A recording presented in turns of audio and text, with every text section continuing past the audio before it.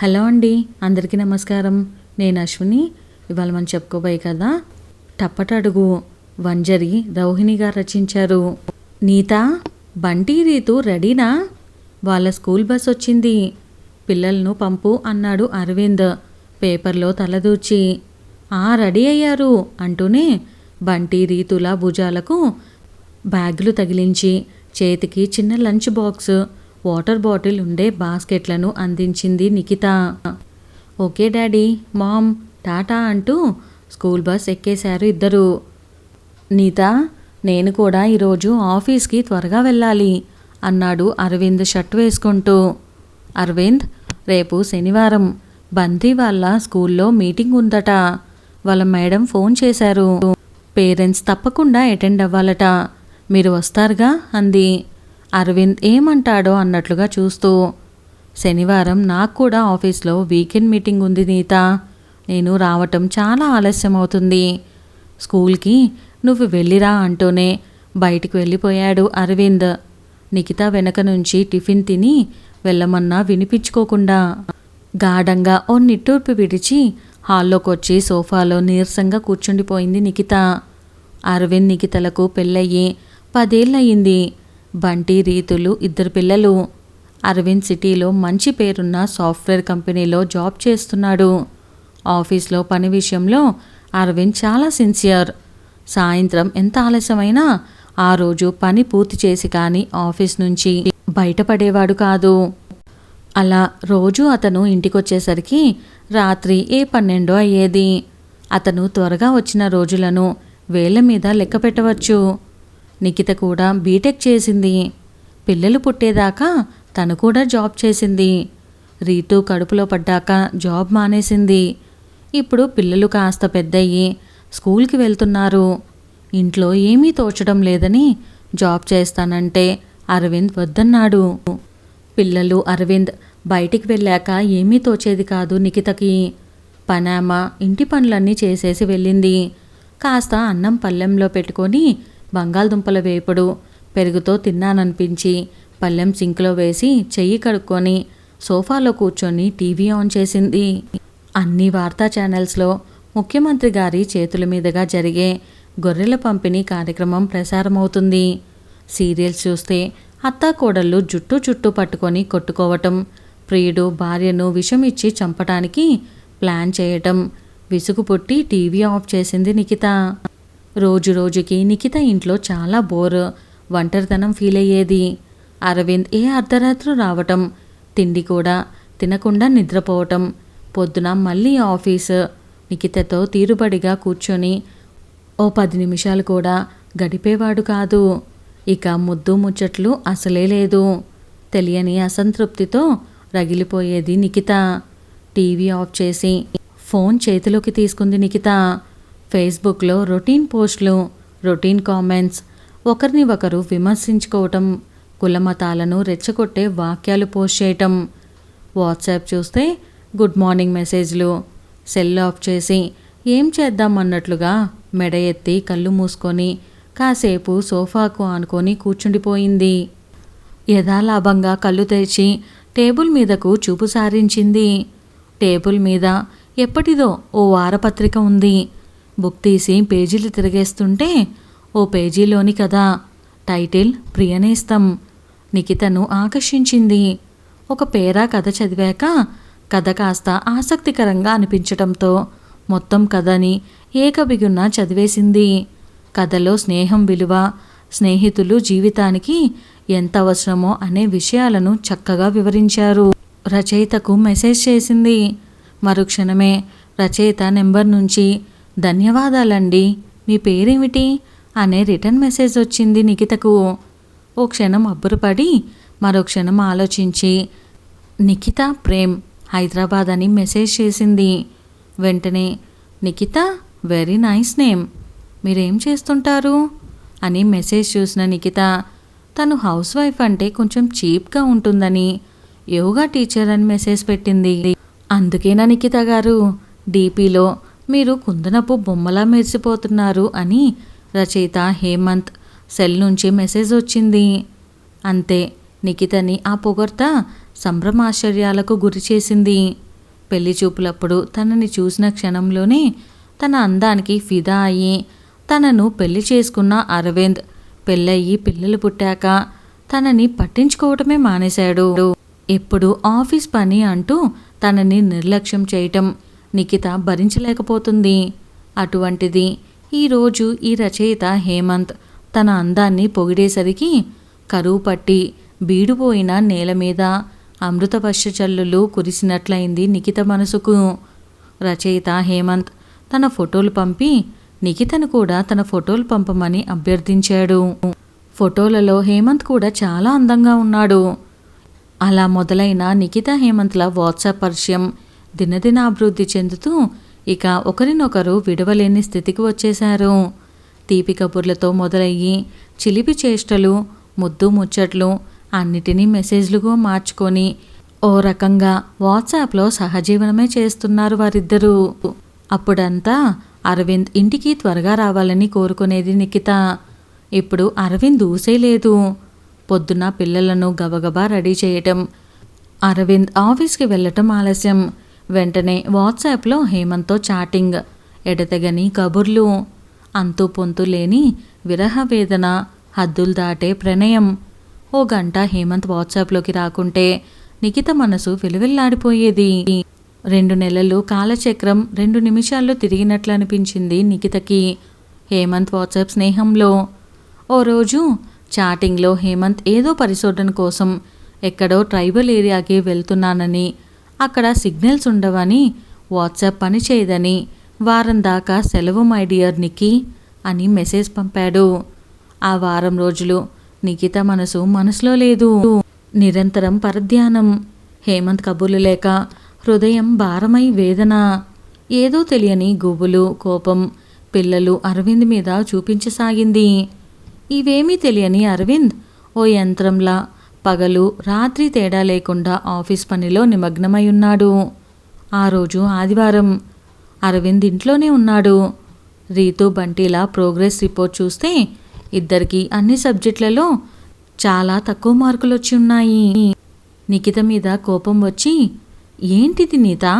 పిల్లలను నేను పట్టించుకోవటానికి కుదరదనే కదా నిన్ను జాబ్ చెయ్యొద్దు అంది. రోజంతా ఖాళీగానే ఉంటావుగా, సాయంత్రాలు వాళ్ళ చదువుల విషయం పట్టించుకోవచ్చు కదా. ఈ మధ్య నువ్వు ఎక్కువ పరధ్యానంలో ఉంటున్నావు అన్నాడు. అంతే, నిఖితకి అగ్నిపర్వతం నుండి లావా ఎగచిమ్మినట్లు కోపం, బాధ, ఏడుపు కలగలిసి ఒక్కసారిగా ఎగతన్నుకొచ్చాయి. మనసు కంట్రోల్ తప్పి బరస్ట్ అయ్యి, అంతా నీ వల్లే అరవింద్, నువ్వు అసలు నన్ను పట్టించుకుంటున్నావా? నీ పక్కన పడుకున్నది ఓ రాతి బొమ్మ కాదు, మనసుంది, దానికి కోరికలున్నా ఓ మనిషి అని నువ్వెప్పుడైనా గ్రహించావా? పొద్దస్తమానం ఆఫీస్ పని తప్ప మన మధ్య ఓ సరదా అయినా ఉందా? పిల్లలు మనం కలిసి ఎన్ని రోజులైంది సరదాగా బయటికి వెళ్ళి అంది చెక్కిళ్ళ మీద జారుతున్న కన్నీళ్ళను తుడుచుకుంటూ. అరవింద్ తలెత్తి తేరిపారిగా నిఖిత వైపు చూశాడు. సడలని బిగువులతో నీలం రంగు నైటీలో ముగ్ధ మనోహరంగా ఉంది నిఖిత. నిఖిత కన్నీరు చూసి మాన్రుపడిపోయాడు అరవింద్. నీత, నేను కష్టపడేది నీకోసం, పిల్లల కోసం. కాస్త నిమ్మలంగా ఆలోచించు. ఇంకెన్నాళ్ళు? ఇంకో 3 నెలలు కష్టపడితే నాకు రావాల్సిన ఆఫీసర్ ప్రమోషన్ వస్తుంది. అప్పుడు నా క్యాడర్ కూడా పెరుగుతుంది, శాలరీ పెరుగుతుంది. ఇక మనం సొంతిల్లు కొనుక్కోవచ్చు. ఆ ఇంటిలోకి నిన్ను మహారాణిలా ఆహ్వానించాలని, మనం ఇక నిశ్చింతగా ఆనందంగా గడపచ్చని ఎన్నో కలలు కంటున్నాను నీత. ఇది నువ్వు అర్థం చేసుకోకుండా ఎందుకు బాధపడతావు అన్నాడు వేదన నిండిన స్వరంతో. నిర్లిప్తంగా చూస్తూ ఉండిపోయింది నిఖిత. వారం తరువాత యథావిధిగా అరవింద్ ఆఫీస్కి వెళ్ళగానే వాట్సాప్లోకి వచ్చాడు హేమంత్. నిక్కీ దేవతకు సుస్వాగతం అంటూ మెసేజ్ చూసి పొంగిపోయింది నిఖిత. వారం రోజులు అనుభవించిన వేదనంతా చేత్తో తీసేసినట్లుగా మనసు దూదిపించలా మారి మధుర లోకాల్లో విహరించసాగింది. మళ్ళీ తామర తంపరాగా కబుర్లు మొదలైనాయి. ఓ రోజు హఠాత్తుగా నిక్కీ, ఎప్పుడిలా చాటింగేనా? నా దేవతని ప్రత్యక్షంగా దర్శించుకొని పుష్పం పత్రం సమర్పించుకునే భాగ్యం ఏమైనా ఉందా ఈ భక్తునికి అని మెసేజ్ చేశాడు హేమంత్. నాకు కూడా నిన్ను చూడాలనే ఉంది హేమంత్ అంది నిఖిత. నిఖిత నుంచి పాజిటివ్ రెస్పాన్స్ రాగానే మరింత ఉత్సాహంగా, నిక్కీ డార్లింగ్ మనం కలుసుకుందాం, మెసేజ్లలో మనం చెప్పుకున్న ఊసులన్నీ నిజం చేసుకుందాం అని మెసేజ్ పెట్టాడు హేమంత్. కానీ హేము, మనకు పెళ్ళైంది కదా, మన పార్ట్నర్స్ని మనం మోసం చేస్తున్నట్లు కాదా అని మెసేజ్ పెట్టింది నిఖిత. మోసం ఏం లేదు నిక్కీ, తీరని కోరికలతో నువ్వు, అనురాగం అంటేనే తెలియని భార్యతో నేను 3 ముళ్ళ బంధంతో బంధించబడి ఉన్నామే, కానీ మన ఇద్దరి మనసుల్లో ఎప్పుడో కలిసిపోయాయి. మనం కలుసుకుందాం ప్లీజ్, కాదనకు, నువ్వు కాదంటే నేను చచ్చిపోతాను అని హేమంత్ మెసేజ్ పంపాడు. అయ్యో హేమంత్, అంత మాట అనకు, నీ ఇష్టమే నా ఇష్టం అని మెసేజ్ పంపింది నిఖిత. అయితే మనం ఎప్పుడు కలుసుకుందాం, నువ్వే ప్లాన్ చేయి నిక్కీ, ఎప్పుడెప్పుడు వచ్చి నీ ఒళ్ళో వాలిపోవాలా అనుంది నాకు హేమంత్ మెసేజ్ పెట్టాడు. హేమంత్, ఎల్లుండి మా వారు ఆఫీస్ పని మీద బెంగళూరు వెళ్తున్నారు అని మెసేజ్ పెట్టింది నిఖిత. ఆ రోజు సాయంత్రం 8 గంటలకు నిఖితకి చెప్పి బెంగళూరుకు బయలుదేరాడు అరవింద్. వారం రోజుల క్యాంప్. గబగబా పిల్లలకు అన్నాలు పెట్టేసి వాళ్ళను నిద్రపుచ్చింది. 10 గంటలకు వాట్సాప్లోకి రాగానే, నిక్కీ డార్లింగ్ ఎక్కడున్నావు అంటూ హేమంత్ మెసేజ్ పెట్టాడు. మా వారు ఇందాకే బెంగళూరుకి బయలుదేరారు హేమో అని మెసేజ్ పంపింది నిఖిత. గుడ్, అయితే నిఖితా మేడం గారు ఒక్కరే ఉన్నారన్నమాట ఇంట్లో. రేపొద్దున్నే ఈ భక్తుడు నీ ముంగిట వాళ్తాడు. ఆ తర్వాత నువ్వు ఎక్కడికి వెళ్దామంటే అక్కడికి వెళ్దాం, స్వర్గలోకపు అంచులు చూద్దాం అని మెసేజ్ హేమంత్ నుంచి. చేతి వేళ్ళు తడబడుతుండగా ఓకే హేము అని పంపింది నిఖిత. నిఖీ, కొంచెం వర్క్ ఉంది, గంట తర్వాత మళ్ళీ వస్తా అని వాట్సాప్ ఆఫ్ చేశాడు హేమంత్. ఏదో తెలియని ఎగ్జైట్మెంట్తో ఉక్కిరిబిక్కిరవుతుంది నిఖిత. రేపు తను హేమంత్ కలుసుకోపోయే క్షణాలు తలుచుకుంటే ఒకచోట నిలవలేకపోతుంది నిఖిత. అలారం గంట 12 కొట్టింది. హేమంత్ దగ్గర నుంచి ఇంకా మెసేజ్ రాలేదు. నిద్ర పట్టక ఏం చెయ్యను పాల్పోక టీవీ ఆన్ చేసింది నిఖిత. టీవీలో ఓ ఛానల్లో ఇటీవలే ఆత్మహత్య చేసుకున్న శిరీష, పోలీస్ ఆఫీసర్ సుధాకర్ రెడ్డిలా కథని, వాళ్ళ ఆత్మహత్య చేసుకోవాల్సి వచ్చిన పరిస్థితులను, శిరీష పడిన శారీరక మానసిక వేదను డమ్మీ యాక్టర్లతో నటింపచేసి కథలు కథలుగా చూపిస్తున్నారు. ఆసక్తిగా చూడసాగింది నిఖిత. ఆ ప్రోగ్రాం చివరన శిరీష మరణంతో తల్లిని కోల్పోయిన అనాథగా ఆమె కూతురు 12 ఏళ్ల పాప దీనంగా తల్లి కోసం విలిపించటం, భర్తను కోల్పోయిన సుధాకర్ రెడ్డి భార్య చంకలో చంటిబిడ్డతో ఒంటరిగా నిలపటం చూపించారు. ఆ దృశ్యాలను చూసిన నిఖితలో అంతర్మదనం ప్రారంభమైంది. టీవీ ఆఫ్ చేసి బెడ్రూమ్లోకి వచ్చి లైట్లు వేసింది. రీతు బంటీలు అమాయకంగా తమతో తల్లి ఉందని ఒకంత నిశ్చింతగా నిద్రపోతున్నారు. ఒక్కసారిగా వివేకం మేల్కొంది నిఖిత మనసులో. తన భర్త అరవింద్ తన కోసం, పిల్లల కోసం పగలనక రేయనక అంత కష్టపడుతుంటే తను అదుపు తప్పి హేమంత్తో సుఖపడాలనుకుంది. 3 నెలలు వాట్సాప్లో పరిచయమైన హేమంత్ గురించి తనకు ఏం తెలుసని అతనితో కలవటానికి సిద్ధపడింది తాను.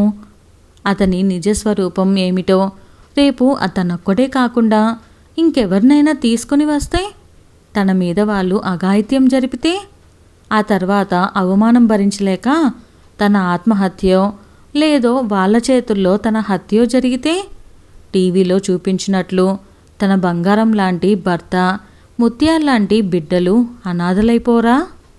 ఆ ఊహ భరించలేకపోయింది నిఖిత. అంతలోనే, నిక్కీ డార్లింగ్ నిద్ర పట్టడం లేదా? నాకు అలాగే ఉంది ఇక్కడ అన్నట్లు మర్చిపోయాను. ఇన్ని రోజులు మనం మాట్లాడుకున్నా మీ ఇంటి అడ్రస్ అడగలేదు నేను. వెంటనే ఇంటి అడ్రస్ మెసేజ్ పెట్టు, రేపు పొద్దున్నే రెక్కలు కట్టుకొని నీ ముందు వాలిపోతాను అంటూ మెసేజ్ పెట్టాడు హేమంత్. నిఖిత తాను చేసిన మంచి పని ఏమిటంటే ఇంతవరకు హేమంత్కి తన ఇంటి అడ్రస్ చెప్పకపోవటం. తను తప్పటడుగు వేసే ముందే టీవీలో ఆ ప్రోగ్రాం చూడటం మంచిదైంది. చిన్నప్పుడు తన నాయనమ్మ చెబుతూ ఉండే, తాటి చెట్టు నీడ నీడ కాదు, తగులుకున్నోడు మొగుడు కాదు అనే సామెత గుర్తుకొచ్చింది నిఖితకు. వెంటనే హేమంత్ నెంబర్ను బ్లాక్ చేసి ఫోన్ స్విచ్ ఆఫ్ చేసేసింది నిఖిత. ఖాళీగా ఉండేవాని మెదడు దెయ్యాల ఖజానా అన్నట్లు ఏ వ్యాపకం లేకపోవటం మూలాన తనకి పిచ్చి ఆలోచనలు వచ్చాయి. ఇక నుంచి ఖాళీ సమయాల్లో వర్క్ ఫ్రమ్ హోమ్ చేస్తానని అరవింద్ని ఒప్పించాలని దృఢ నిర్ణయం తీసుకుంది నిఖిత. ఇప్పుడు ఆమె హృదయంలో ఎటువంటి అలజడి లేదు. అరవింద్ మీద అంతులేని అనురాగం పొంగి పొర్లుతుంది. రీతు బంటిల మధ్యన పడుకొని ఇద్దరి మీద చేతులు వేసి నిశ్చింతగా కళ్ళు మూసుకుంది నిఖిత. ఆమె మనసు ఇప్పుడు నిర్మలమైనదని తెలుసుకున్న నిద్రాదేవి ఆలస్యం చేయకుండా నిఖితను తనలోకి ఆహ్వానించింది. ఇదండి వాళ్ళ మన కథ నచ్చితే వీడియోని లైక్ చేయటం అస్సలు మర్చిపోకండి. తప్పులు చేయటానికి 100 కారణాలు మన మనస్సాక్షికి మనం వంకలుగా చెప్పుకోవచ్చు, కానీ నిజమేంటో నీ మనసుకు తెలుస్తుంది. పక్క వాళ్ళని మోసం చేస్తున్నావు అనుకుంటావు, కానీ నిన్ను నువ్వు కూడా మోసం చేస్తున్నావు అన్న విషయం తెలుసుకోవట్లేదు. అందరికీ ఇలా చివరి నిమిషంలో కళ్ళు తెరిపించే ప్రోగ్రాము ఎప్పుడూ ప్లే అవుతుందని అనుకోవద్దు. ప్రతిరోజు ఒక 5 నిమిషాలు మన మనస్సాక్షితో మనం మాట్లాడుకుంటే మనం చేసే తప్పొప్పుల గురించి అదే క్లియర్గా మనకి చూపిస్తుంది. కాబట్టి తప్పటడుగు వేసే ముందు 1కి 100 సార్లు మీ మనస్సాక్షితో మాట్లాడండి. మీరు దాన్ని మోసం చేసినా అది మిమ్మల్ని ఎప్పుడూ మోసం చేయదు, అబద్ధం చూపించదు, నిజాన్ని చూపించి మీ కళ్ళు తెరిపిస్తుంది. సో ఇదండి వాళ్ళ కథ నచ్చితే వీడియోని లైక్ చేయటం అస్సలు మర్చిపోకండి. అలానే మరిన్ని మంచి మంచి కథలు మన ఛానల్లో ఆల్రెడీ ఉన్నాయి, ఒకసారి చూసేయండి. మిస్ అయితే డూ సబ్స్క్రైబ్. Thank you.